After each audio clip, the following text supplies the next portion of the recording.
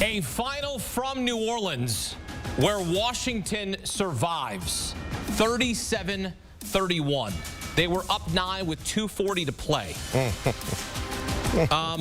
They had the football with minute 6, and I'm not really sure what they were doing with the football. Trying to lose. They ended up punting it away, giving Texas a chance to win it with 41 seconds left. Texas had a chance to win it with 1 second left.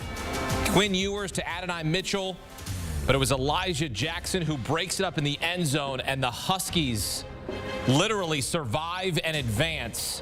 37-31. They will meet Michigan in the national championship. Back here with two-time Super Bowl champ Bryant McFadden. Let's welcome in CBS Sports HQ college football analyst Barrett Sallee. That game was awesome the way it ended, but as a college football fan, what the H just happened? What was that, B-Mac? I don't want to raise my voice, but I am mad in terms of how that execution happened for Kalen DeBoer and the Washington Huskies. That should not have been the situation, and it was the situation. Poor situational coaching.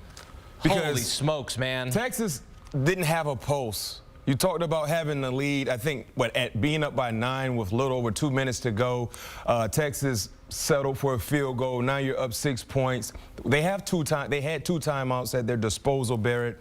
And of course, you know, Washington, I was confused about them running the football instead of just taking a knee. Well, the first down, they ran the ball. Second down, they ran the ball again. Third down, right? Texas, they have no more timeouts. Take a knee. Victory formation is something that you learn in Little League football. Take a knee. But instead, they decided to run the football. Dylan Johnson, your star running back, gets hurt.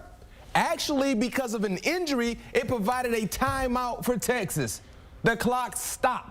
Then you punt the football. Texas gets the football with a little over 40 seconds on the clock, and you run into the kicker. I mean, the returner. Then they get an extra, 10, 15 yards to jumpstart a potential game-winning drive. Game-winning drive. So now your star running back, because you decided not to take a knee, either that or you don't have a victory formation in your arsenal, he gets injured, and you almost lost the ball game. You said that perfectly. It was odd. That was perfect. It was, well, the thing about, I understand they needed a first down to ultimately ice away the game, but I agree with BMAC. You know, don't run the ball on third down. Just take a knee, punt it. They'd have, 10, 12 seconds to go. Exactly. The field. I mean, look, I understand the thought. I don't really understand the thought process of not thinking that, but the Dylan Johnson injury, that's the one thing you can't prepare for. I mean, that's just an unfortunate circumstance, and it compounds the one question that we all have of why aren't you just taking a knee and why you're in the football. But he never gets injured, though, if they just kneel the football. But also, too, remember, he was already banged up. Dylan Johnson had 2 rushing touchdowns in this game. He had already been dealing with a foot injury. He'd been already dealing with a foot injury back in November. So why are you putting him in a position? Why are you putting him in another position to get hurt? I don't know. I just Well, no, and that's the thing. If you're going to do this, if you're going to go get the first down and ice the game away officially, you should not be running Dylan Johnson because he is hurt, right? Run Jeremy Bernard. Run someone else who's not injured. Tabo Rogers, whatever. But, yeah, they should have kneeled down the football, punted it away. You'd have 10, 12 seconds to go the length of the field for Texas. No timeouts. It never would have happened. But, I mean, honestly, though, we should give credit to that Washington defense because when Quinn Ewers hit that first long throw to Whittington down the stretch, I thought this is destiny. Texas is really back. And they're going to show everybody that they're back in the most unreal circumstances possible. And to Washington's credit, that last play, that was defending the fade perfectly against a guy who's made big catch after big catch in the college football playoff throughout his entire career. So Washington's defense, they buckled down when it counted because I thought Texas was going to score right there. I'm stunned at the late game execution by Kalen DeBoer and Ryan Grubb because they are 2 very good football coaches together.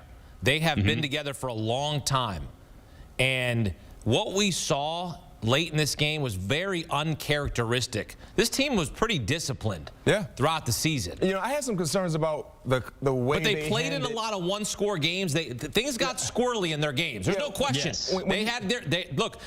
The Stanford, the Apple Cup against Washington State, like things. This was a team that sort of lived on the edge. Again, they were 7-0 coming into this game in one-score games. Now they're 8-0 in one-score games, which tells you that they can win close games. But they also, things can happen like this. Yeah, and I was a bit surprised earlier, Barrett, with some of the situational decisions for Washington on the offensive end when they kept getting opportunities. They kept throwing the football. And you talked about, that drive before Texas went down and kicked that field goal. You had an opportunity to take a timeout off the board for Texas, but you ran the football. I mean, you threw the football, threw it out of bounds, and the clock stopped again. So it was just confusing offensively for me, just watching Washington. It felt like they just were in go mode the entire time. I understand you want to be aggressive, but you have to understand you have the clock on your side as well. And when the clock is running, that is at your best interest instead of stopping it.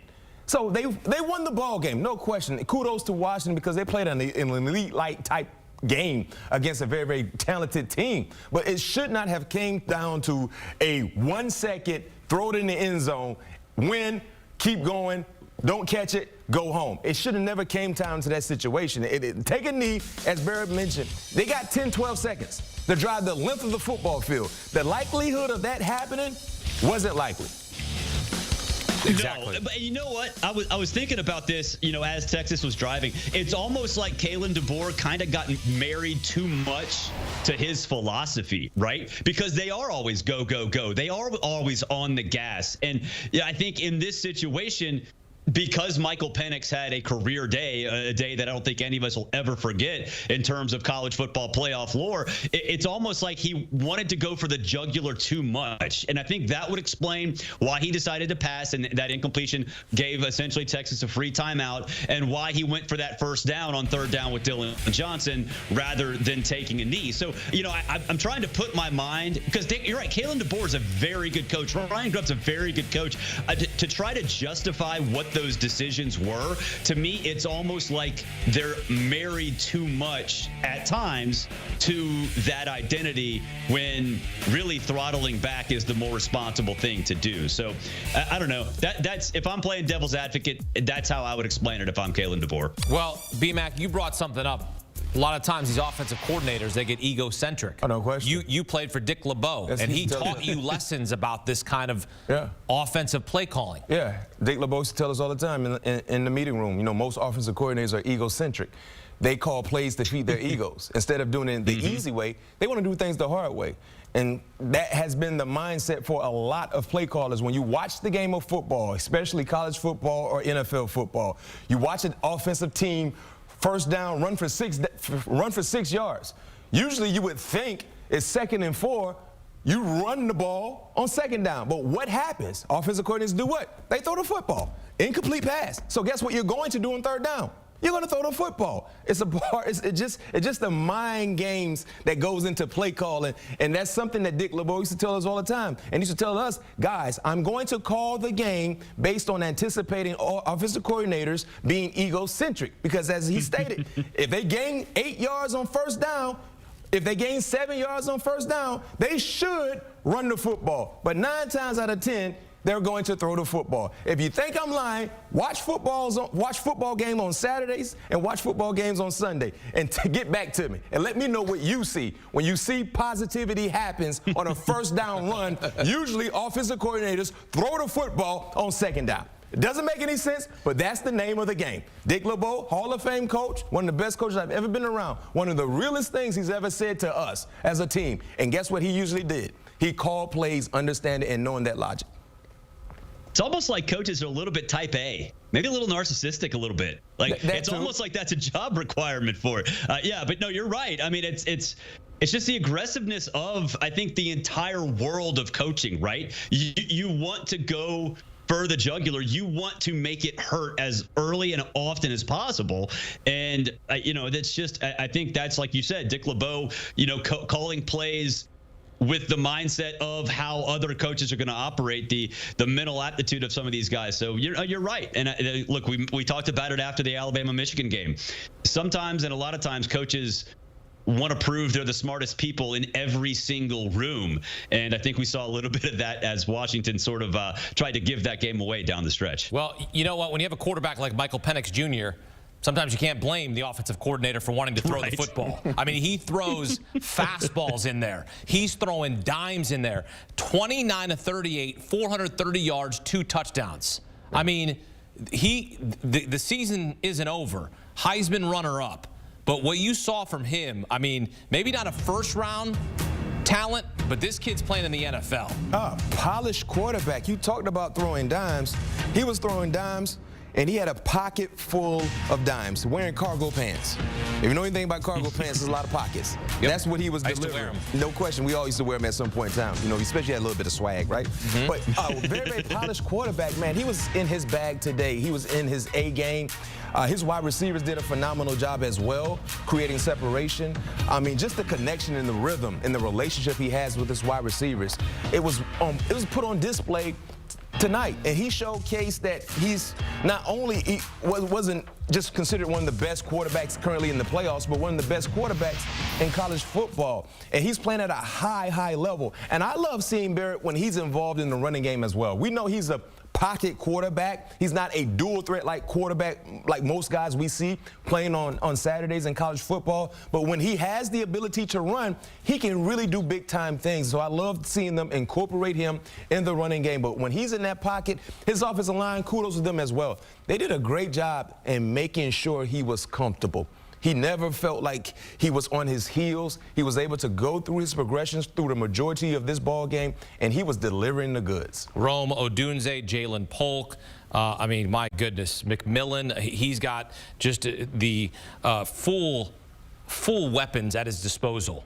And we hope that Dylan Johnson is okay, that he can play next Monday in the national championship. We're not going to play the role of doctor. Hopefully he can get right, but that would certainly hinder them if he is not able to play. If he's not able to play, I'll have another rant for you. Okay. Before Monday. That's fair. I'm ready. There will be a lot of rants before Monday about that. Right. There's going to be a few rants about Texas, but you know what's next for Texas? Of course, they're going to hop on a plane, head back to Austin. That's the immediate what's next for them. But in terms of what's next, Barrett, they head to the SEC next season. So did they prove to you that they are, in fact, back? They proved that back in week 2 when they beat Alabama. There we go. And again, in this game too, they showed what they're made of, and they're built from the inside out. They're an SEC team this year based on SEC standards, right? Now they get to go prove it in the SEC in reality. But when you go to Alabama, when you go to Tuscaloosa, Alabama, and you play physical, hard-nosed football and win both lines of scrimmage, and then do it consistently in the Big 12, then you're ready. So I think this is something that Steve Sarkisian has been building up to. He's recruited from high school and recruited the transfer portal with the sole purpose of getting this team ready to compete. Now, I'm not going to say they're going to go out there and win the SEC in year 1. That's crazy. But we talk about Texas being back. When we talk about it in the future, in the era of the 12-team playoff, Texas is back, because I do believe in every single college football playoff discussion from now on moving forward in the 12-team format, Texas is going to be mentioned in it every single year.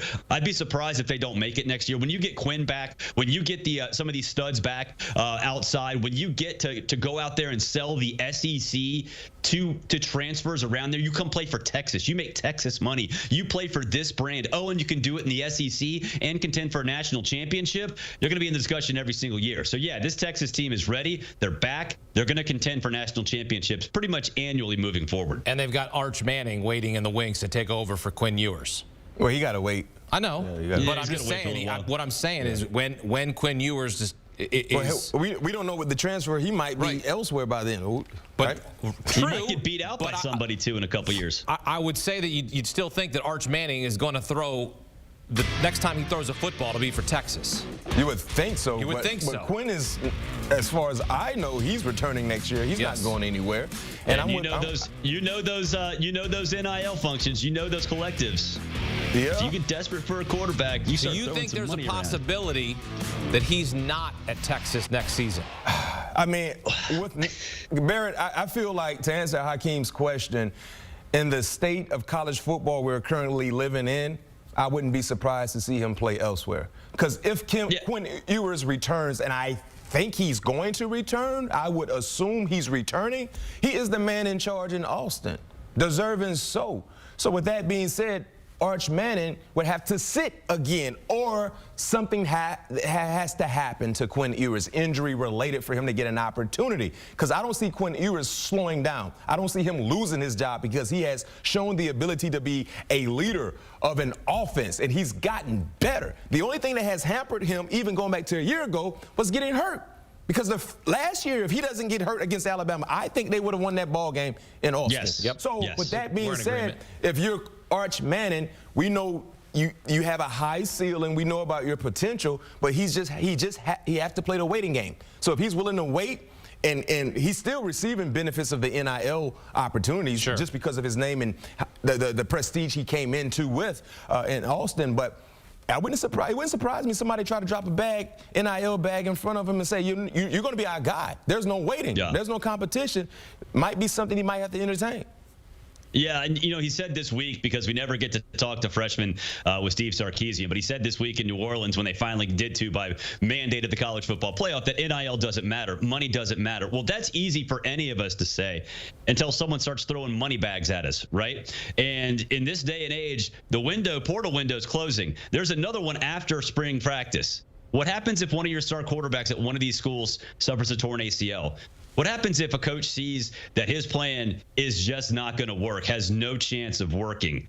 Those collectives will start throwing bags of cash at a lot of quarterbacks. You will have quarterbacks being overpaid a lot in the spring portal window based on what happens in spring practice. So, look, I mean, I take Arch for his word. I do think he probably will stick around. But if circumstances change and he gets money thrown at him, a lot of money, maybe he does move. I would say I would not etch it in stone. I would not bet 100% that he stays, but I still do think it's likely. Money and the opportunity to start, right now. Yep. Yeah. Well, we do know that Texas is moving on to the SEC with the likes of Alabama, both of those schools out of the college football playoff, Michigan, and the newest member of the Big Ten, Washington, joining Michigan in the national championship. Barrett, Sallee, Bryant, McFadden here on CBS Sports HQ. It is 1 versus 2. Take a look back at the 3 previous 1 versus 2 matchups. Guess what? The 2 seed has won all 3 previous meetings. Could Washington be the 4th? Could the year of the Husky continue? Because BMAC, I'll remind you, the Connecticut Huskies won a national championship at NRG Stadium in Houston. Where's the national championship game being played next Monday? Houston. NRG Stadium in Houston. Could the Huskies of Washington claim the title, their first since 1991? We'll wait to see.